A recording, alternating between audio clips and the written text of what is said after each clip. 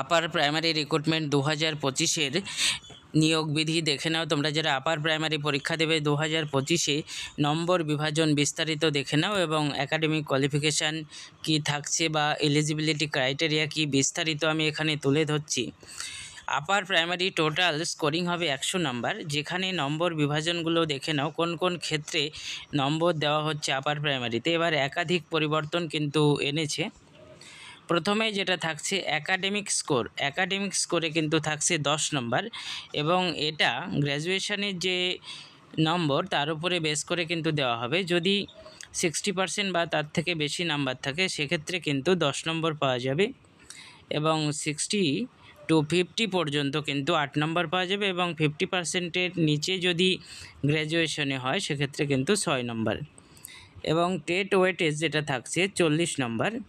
TET যে পরীক্ষাটা হবে সেখানে কিন্তু ওয়েটেজ থাকছে 40 এবং তারপর যেটা হবে রিটেন এক্সামিনেশানে থাকছে কিন্তু 25 নম্বর এবং ইন্টারভিউ থাকছে 15 নম্বর এবং ডেমনস্ট্রেশনে থাকছে 5 নম্বর এবং লাস্ট যে পার্টটি রয়েছে টিচিং এক্সপিরিয়েন্সে কিন্তু থাকছে 5 নম্বর। এই হচ্ছে আপার প্রাইমারি রিক্রুটমেন্টের নম্বর বিভাজন। টোটাল 100 নম্বরের মধ্যে স্কোরিং হবে। এবার কিন্তু বেশিরভাগটাই এক্সট্রা নাম্বার, ওরালে থাকছে 15, ডেমোতে থাকছে 5 এবং এক্সপিরিয়েন্সে থাকছে 5। এই 25 কিন্তু এক্সট্রা নাম্বার কিন্তু থাকছে রিটেন এক্সামিনেশনের পরে।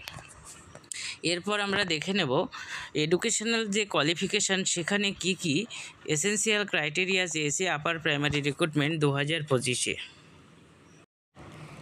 আপার প্রাইমারি রিক্রুটমেন্ট 2025-এর যে কোয়ালিফিকেশানের কথা বলা হয়েছে, বয়স, এডুকেশনাল কোয়ালিফিকেশান এবং প্রফেশনাল কোয়ালিফিকেশান বিস্তারিত তোমরা এখানে দেখে নাও। আমি বিস্তারিত আলোচনা করছি। বয়সে যেটা বলা হয়েছে 21 থেকে 40 বছরের মধ্যে কিন্তু হতে হবে এবং সেটা ক্যালকুলেট হবে 1 জানুয়ারি 2025 পর্যন্ত।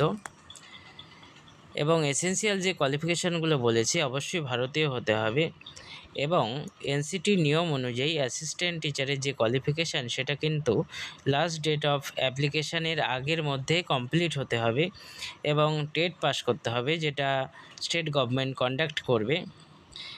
এবং ল্যাঙ্গুয়েজের ক্ষেত্রে যেটা বলেছে এখানে নিচের দিকে নোট বলে লেখা আছে, দেখো, এ candidate willing to B selected as an assistant teacher for upper primary level of class in any school having Bengali, English, Hindi, Nepali or Odia, Santali, Telugu, Urdu as the medium of instruction, as the case may be, shall have passed Bengali or English or Hindi, Nepali as the case may be, as first or second or third language at secondary, higher secondary, graduation, post-graduation level examination conducted by the board or equivalent bodies।